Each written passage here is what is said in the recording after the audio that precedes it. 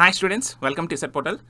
AP ECET 2024 counselling ప్రాసెస్కి ఎటువంటి certificates ఉండాలి, అలాగే చాలామంది స్టూడెంట్స్ ఇంకా మన కామెంట్ సెక్షన్లో పోస్ట్ చేస్తున్నారు ట్రాన్స్ఫర్ సర్టిఫికేట్ ఉండాలా లేదా, ఇన్కమ్ సర్టిఫికేట్ వ్యాలిడిటీ ఎప్పుడు, అలాగే క్యాస్ట్ సర్టిఫికేట్ ఎప్పుడు ఉండాలి అని కామెంట్ చేస్తున్నారు.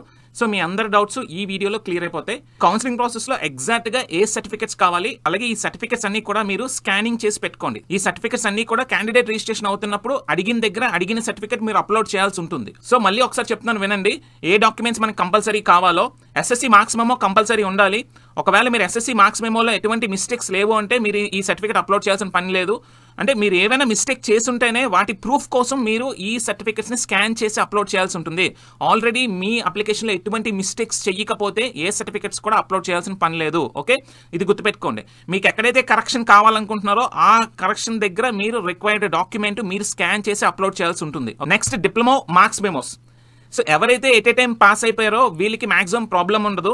సో మీ పిన్ నెంబర్ పెట్టగానే అక్కడ మీకు సెమిస్టర్ వైజ్ మార్క్స్ అపేర్ అయిపోతాయి. అవన్నీ కరెక్ట్గా ఉన్నాయో లేదో క్రాస్ చెక్ చేసుకొని పర్సెంటేజ్ మీరు అక్కడ వేసేస్తే సరిపోతుంది. సో ఎవరైతే సప్లీస్ రాసారో మీ మార్క్స్ ఒకవేళ అక్కడ అపేర్ అవ్వకపోతే మీరు మాన్యువల్గా ఎంటర్ చేయాల్సి ఉంటుంది.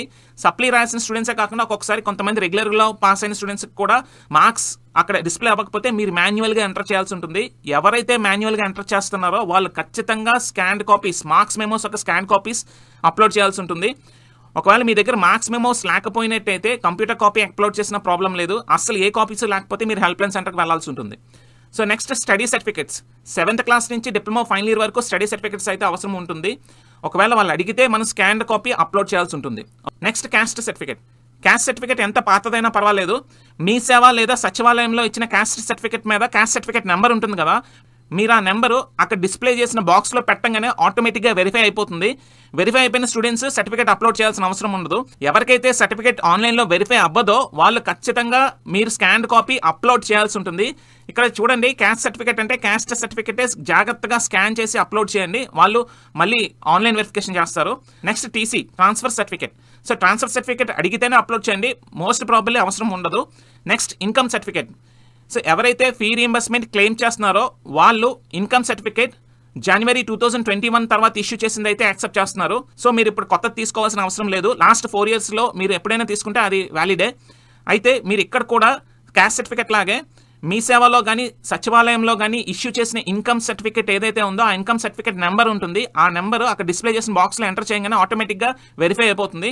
సో ఆటో వెరిఫై అయిపోతే మీరు ఏ స్కాన్ డాక్యుమెంట్ పెట్టాల్సిన అవసరం లేదు. ఎవరికైతే వెరిఫై అవ్వట్లేదో వాళ్ళు ఇన్కమ్ సర్టిఫికేట్ స్కాన్ చేసి మళ్ళీ అప్లోడ్ చేయాల్సి ఉంటుంది. Next local status certificate. ఇది జనరల్గా లోకల్లో చదివిన స్టూడెంట్స్ ఎవరికి అవసరం లేదు. ఎవరైతే తెలంగాణ నుంచి మైగ్రేట్ అవుతారో వాళ్ళకి అవసరం.